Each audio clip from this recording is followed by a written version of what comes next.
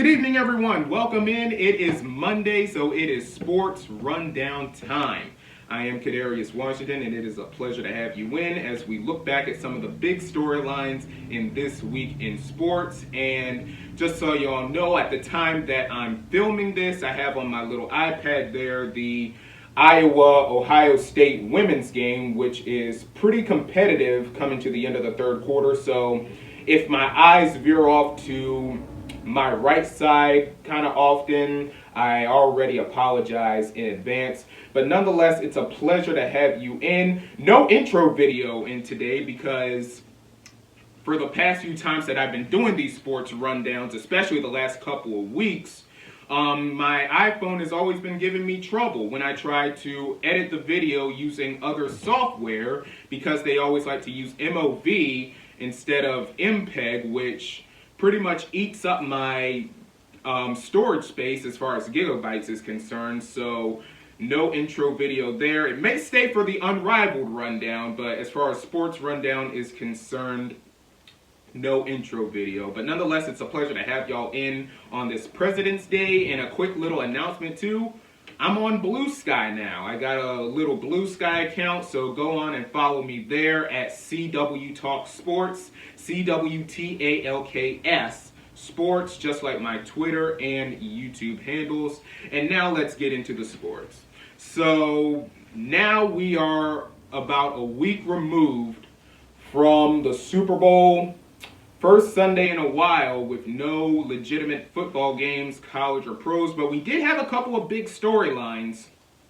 And one of the big storylines, of course, is Aaron Rodgers, whose time with the New York Jets has seemingly come to an end. They informed Rodgers that they will no longer require his services, and pretty much how it's been with Rodgers these 2 years has been a disaster.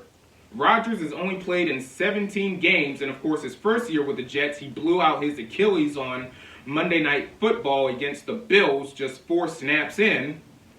But here's the crazy thing about it. Rodgers in his 17 games went 6-12. Do you know what Zach Wilson's record was in 17 games? 7-11. And not only that, there's more. The Jets in 2023, with no Aaron Rodgers, went 7-10, and last year they went 5-12. I mean, yeah, Rodgers had the better numbers if you look at them, but the Jets, they still weren't winning games. They didn't even have a shot at making the playoffs. And then they made the Devontae Adams trade, which scared absolutely nobody. I mean, even I could have told you that trade wasn't going to work.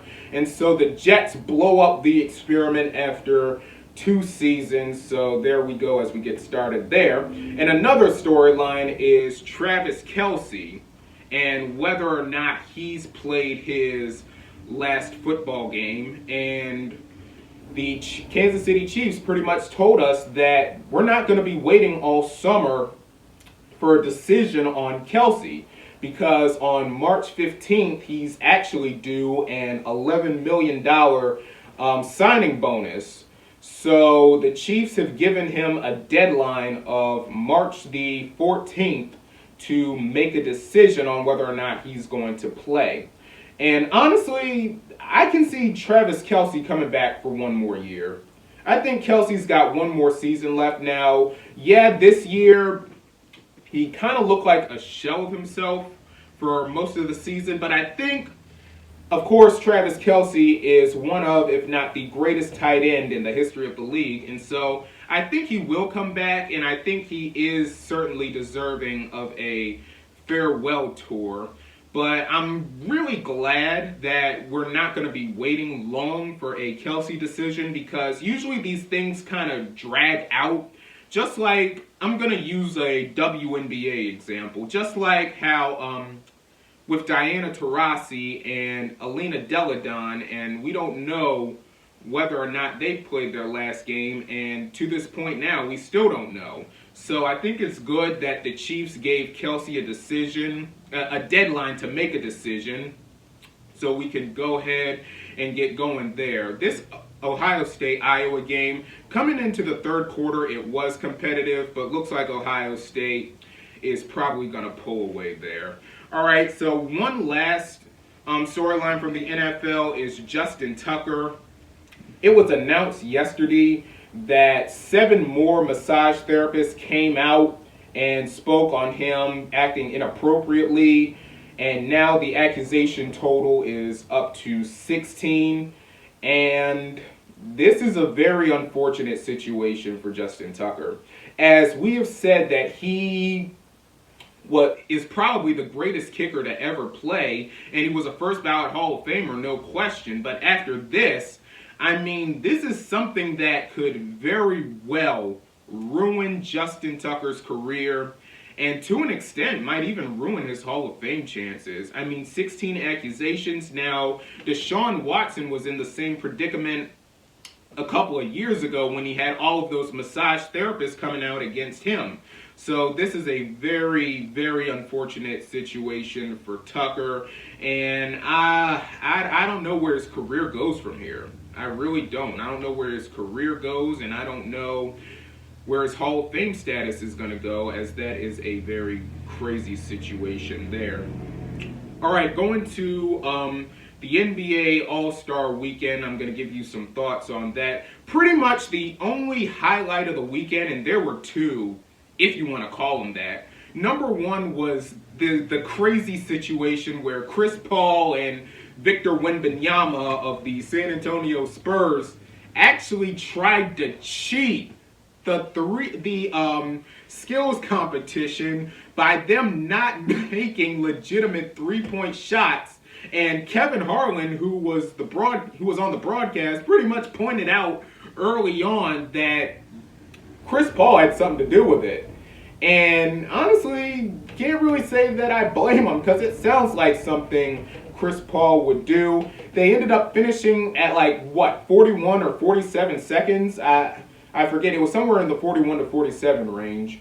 But nonetheless, they got disqualified.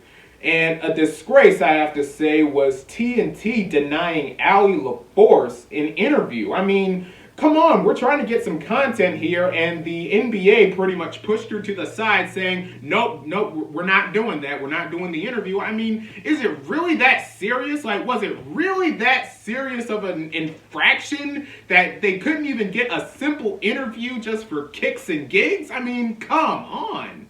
But nonetheless, that was one of the probably only highlights of the weekend. And of course, you have Mac McClung, who's a G Leaguer, three-peating. I mean, he's only played 5 NBA games in his career, and has spent most of his time in the G League. But you have the man three-peating in the dunk competition. Now, albeit those were good dunks, and to an extent, he brought a little more creativity left. People wanted Stephon Castle from San Antonio to at least get a little bit of consideration, but really those were just dunks that we've pretty much seen before, and pretty much stuff you can do in game. But Mac McClung is that was an incredible performance by him, and so that's a good job by him. I didn't really watch the Rising Stars game, and I definitely didn't waste my time watching that Celebrity All-Star game, because I have better things to do with my time than watch Kai Cenat and Drewski battle to see who's the better Twitch streamer. I mean, Twitch or YouTube personality. So there we go there. And of course, I watched a little bit of the All-Star game, and the game was still bad.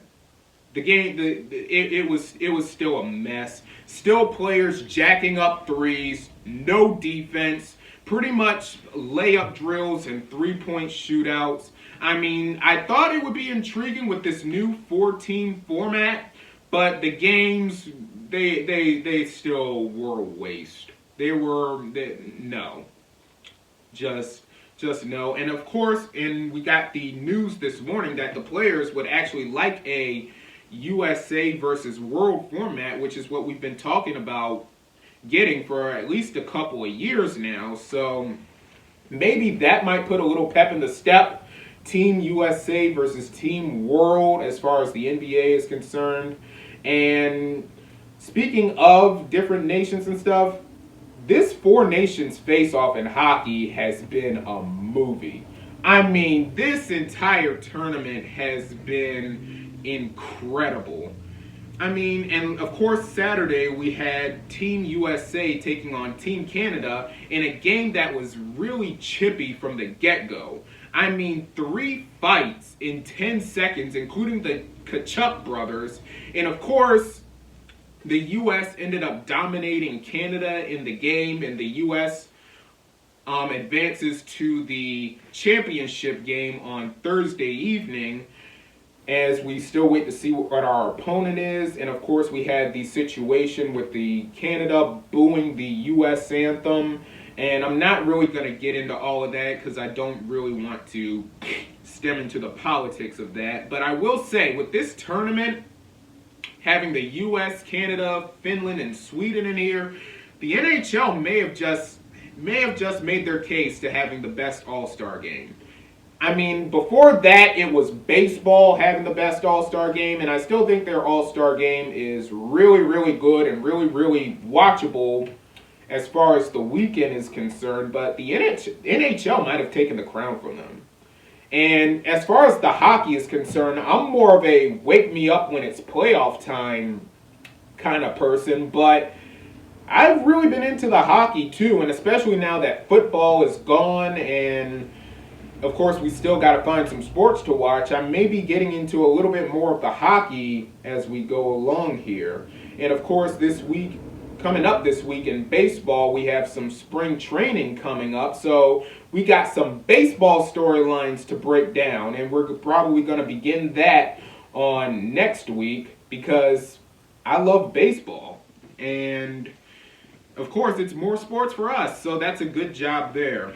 All right, I have a couple of storylines to get into as far as the college basketball is concerned. Starting with the men's, on Saturday, we had pretty much the game of the year as far as the hype was. Number 1 Auburn taking on number 2 Alabama, which Auburn won that game 94-85, and there were several moments in the game where it got close, but ultimately Auburn just pulled ahead and won it. And I will say this, I think Auburn is due for a national championship.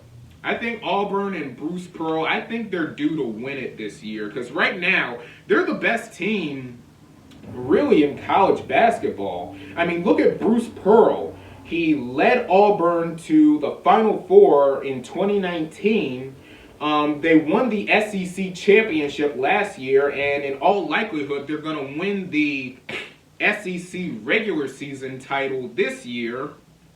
And the crazy thing about this matchup with Auburn and Alabama, they could face each other at the most 3 more times this season. I mean, they're going to face each other at the end of the season in March, and then they could face each other again in the SEC tournament, and then they could face each other again in the NCAA tournament, and it might even be deep, probably Elite 8 or Final Four, because both Auburn and Alabama right now in a lot of the bracketology are ranked as 1 seed, so that would be incredible for the 2 programs and incredible for SEC hoops, which has been ridiculous this entire season. And really, another team in college basketball, men's college basketball, that I want to give you is St. John's. And I think St. John's and Rick Pitino, I think they're a sleeper to make the Elite 8. I really think this is a Sweet 16 Elite 8 team, and you can make a case that they could go into the Final Four. And this Iowa-Ohio State game, that was a crazy and one there, 55-51 Ohio State in the 4th quarter. But St. John's, I really like that team, and really, I think they might be the favorites to win the Big East too, because UConn, Yeah, I mean, I remember a couple of years ago, UConn had a down year and they ended up winning it all, but I have not liked what I've seen from this UConn team and missed the free throw there, so it's still 55-51. But UConn, I mean, all of these bad losses after bad losses, I mean, I don't like what I've been seeing from them. Now, of course, you can't doubt them, but I don't know how much stock I have as far as UConn men's hoops are concerned. And another thing about St. John's, yeah, they're coming off of an unranked loss to Villanova, but like I said, all season long they've been probably the best team in the Big East, and the Big East has not been good. So that's something to watch as we go down the stretch here of this regular season, and of course the conference tournaments and Big E and the NCAA tournament.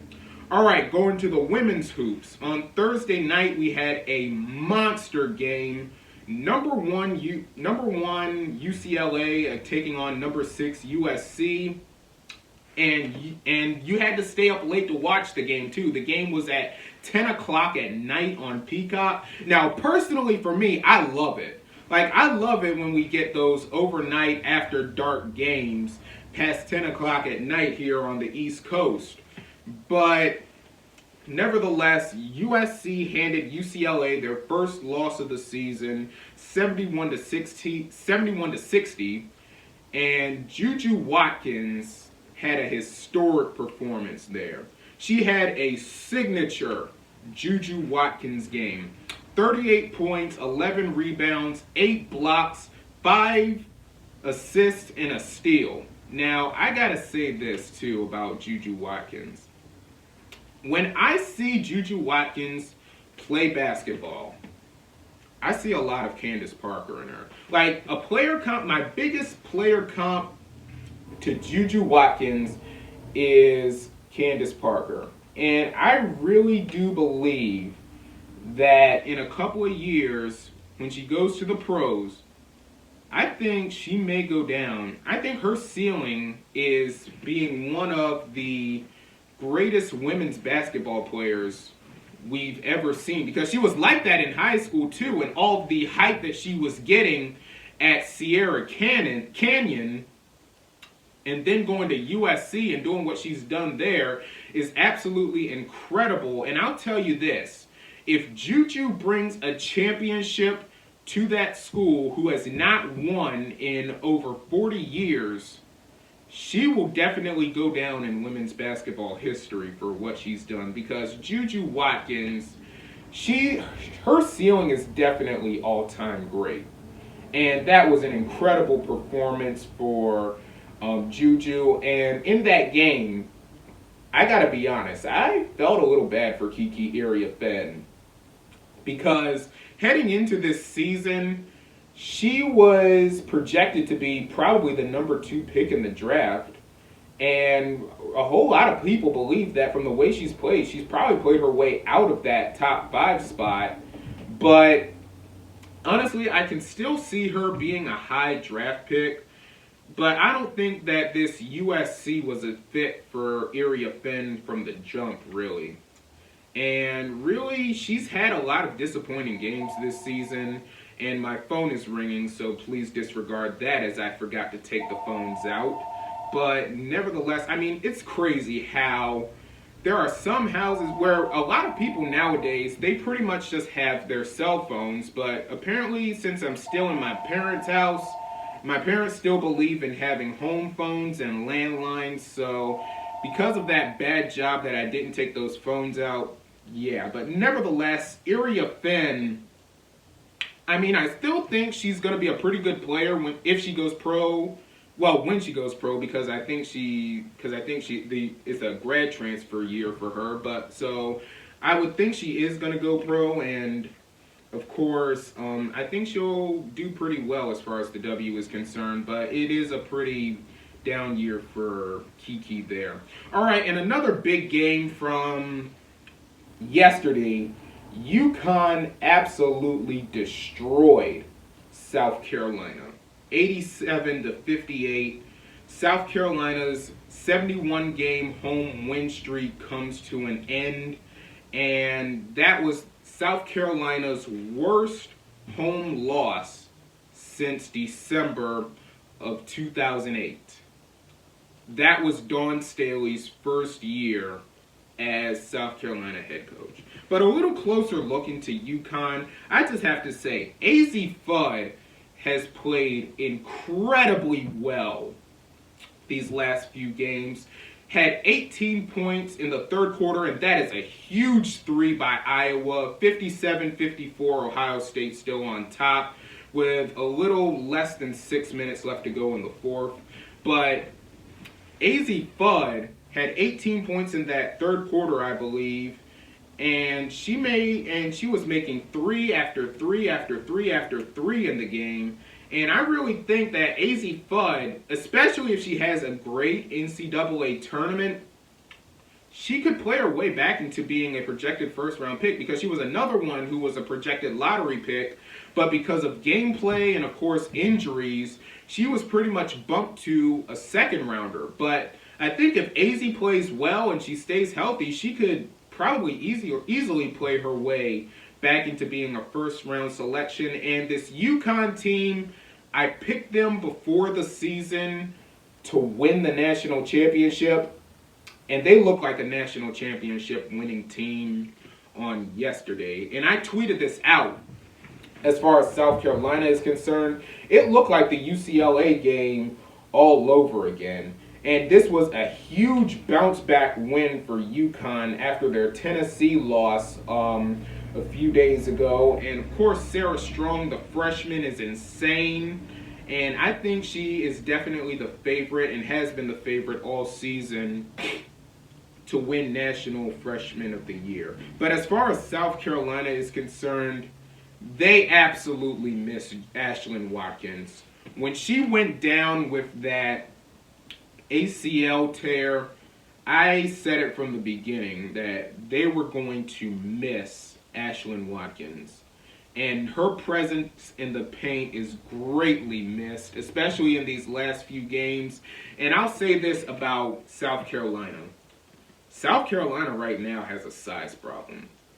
I think right now it's time to hit the panic button as far as it's concerned, as far as them making a deep run, because South Carolina is a great team, but they're not a championship team. Not this year. I mean, we said last year that a whole lot of people, I didn't say this, but a lot of people said last year that South Carolina was in a rebuild and they went 38-0 and won it all. I don't see that happening for South Carolina this year. And you can pretty much argue that the reason why UConn had a 4-game losing streak coming into this game boiled down to 2 reasons: Aaliyah Boston and Camila Cardoso. And the thing is, with South Carolina, Boston and Cardoso ain't coming through those doors anytime soon.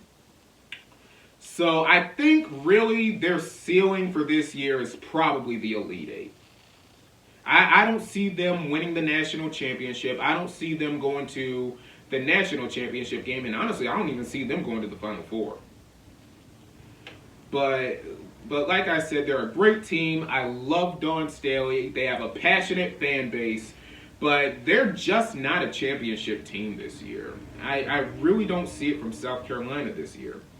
But in turn, Texas right now may be the best team in women's college basketball.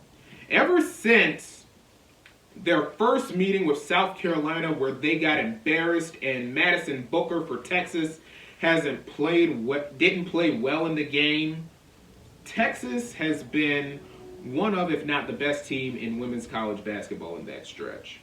How about this? Their 3rd straight top 10 win, 3 straight top 10 wins, and just yesterday they had their 2nd top 5 win in the last 3 games after beating 5-ranked LSU. And listen, as a sports broadcaster, an aspiring sports broadcaster and journalist, I'm not afraid to admit when I'm wrong. I tweeted out yesterday that Texas. If Texas was not the #1 ranked team in the nation, that there needed to be an investigation. And of course, we got the news earlier today that Notre Dame was ranked the new 1 seed in women's college basketball.